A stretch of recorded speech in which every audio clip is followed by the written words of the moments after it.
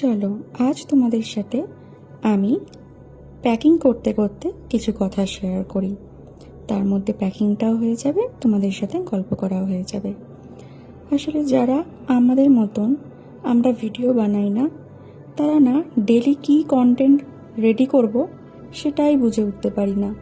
রোজের কী ভিডিও দেব, কীরকম ভিডিও দেব সত্যি ভেবে পাই না।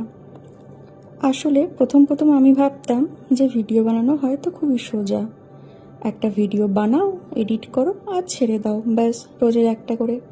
কিন্তু না, পরে যখন এই কাজের সাথে যুক্ত হলাম, আসলে এটাও তো একটা কাজ। হয়তো দেখতে লাগে যে ফেসবুকের মধ্যে ভিডিও ছবি আপলোড করা হচ্ছে, সেটা হয়তো আগে ছিল, কিন্তু এখন এটাও তো একটা কাজের মধ্যে পড়েছে।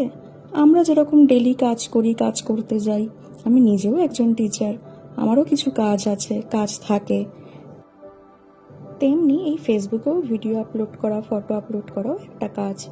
পরিস্থিতি যাই হোক, খারাপ হোক ভালো হোক, মন ভালো থাকুক খারাপ থাকুক, সেরকম আমাদের কাজ করতেই হবে, কাজে বেরোতেই হবে। তেমনি এটাও তাই, এক্ষেত্রেও তাই। পরিস্থিতি যাই হোক, মন খারাপ থাকুক কি ভালো থাকুক, আমাদের ভিডিও ফটো আপলোড করতেই হবে।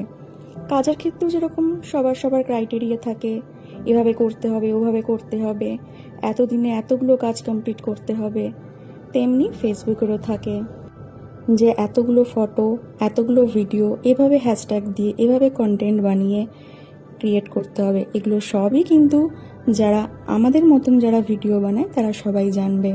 প্রথম আমিও জানতাম না, অনেকেই হয়তো এই বিষয়ে জ্ঞান নেই, যেরকম আমারও ছিল না, কিন্তু আমিও আস্তে আস্তে জানতে পেরেছি যে এর ব্যাপারটা কি।